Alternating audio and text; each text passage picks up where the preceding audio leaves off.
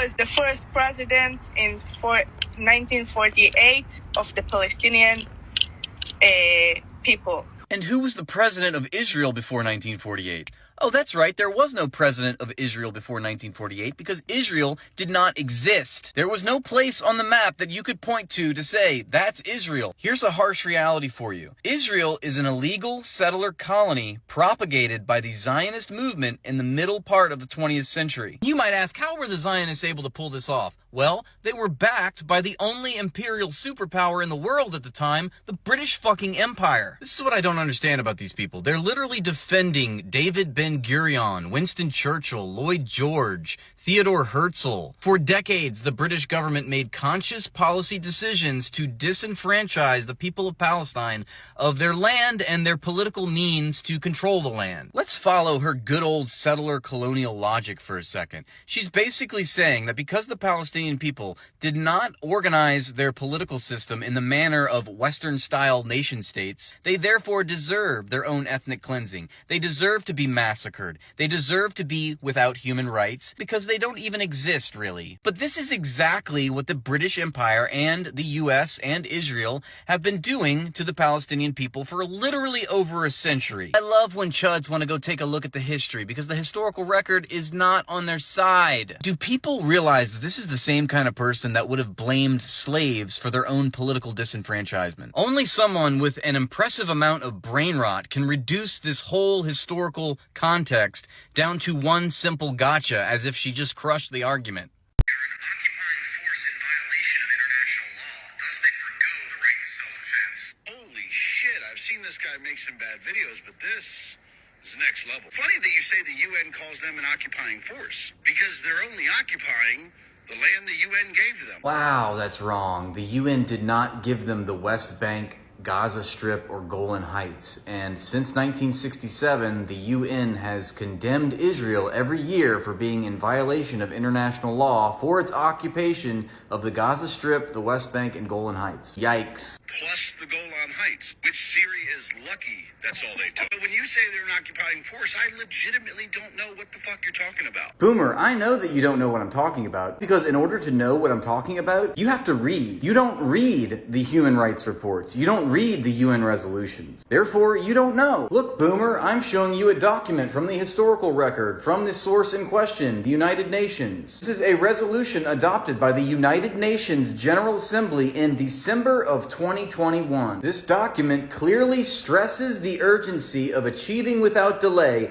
an end to the Israeli occupation that began in 1967. Yes, ever since 1967, year after year after year after year, the United Nations General Assembly resoundingly decries Israel's involvement of all of the occupied Palestinian territory. You don't know that the entire world consensus overwhelmingly agrees that in spite of Israel withdrawing its troops from Gaza in 2005, it remains the occupying force because it controls the airspace. It controls the landed borders. It controls the sea. It controls the waterways. Israel controls everything that goes into Gaza and everything that comes out. Nobody leaves Gaza and nobody goes into Gaza without Israel's approval. That is unilateral and unanimous control over the Gaza Strip. What is absolutely hilarious to me and what should be embarrassing for you is that in your own argument to defend your position that Israel is not the occupying force in Gaza, you cite the UN, when in fact the UN is the very source of the information that I'm giving to you now. I mean, I know you're not big on sources and like showing facts and demonstrating your work, but I mean, come on. As if I'm the crazy one for citing the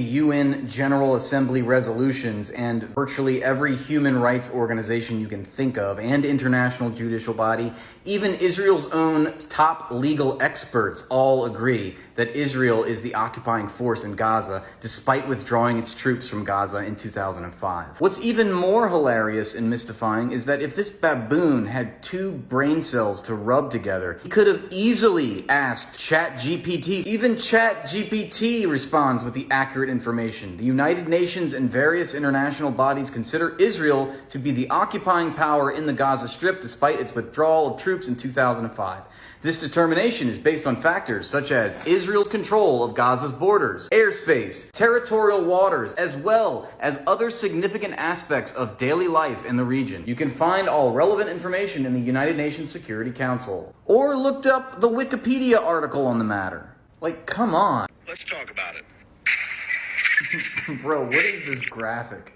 So I generally don't pay attention to much this guy says on TikTok because just about every one of his videos is just kind of a weird semantic game designed to hide the fact that he's cool with people murdering Jews. Whoa, what a sick burn from the baby boomer who, in lieu of making any credible points of his own and who has yet to rebut any of the videos I've made debunking his brain rot, pulls the murdering Jews card. How pathetic. He knows he has no argument. And let's take a look at what sort of semantics he accuses me of engaging in. The first lie it shows you on this map is it calls it Palestine. It wasn't called that. Even the guy who birthed the idea of Israel called it Palestine. Yeah, right, he was trying to say that no one called it Palestine. Like, imagine how stupid you must think that your audience is, that you could fool them into thinking that citing the universal principles of humanitarian law, the articles of the Geneva Conventions, the UN Charter and its many resolutions, the hundreds, if not thousands by now, of comprehensive reports written by human rights organizations and other publications, all unilaterally condemning the illegal annexations of the West Bank and the Gaza Strip made by Israel in 1967, as well as Israel's many war crimes and human rights abuses. Imagine thinking that all of that is simply a cover for my rapacious desire to murder Jews. I mean, just think about how crazy this is for a second. If I present to you UN Resolutions 242 and 2334, if I present to you the Goldstone Report, or Amnesty International's 22 Days of Death and Destruction, which was a comprehensive report of Operation Cast Lead in 2009, or Human Rights Watch reports, or B'Tselem, or even Israel's own top legal experts, all who conclude that Israel is in violation of international law by occupying the West Bank and the Gaza Strip and must return to its pre-June 1967 borders. Is it rational for someone to then conclude in the face of all that information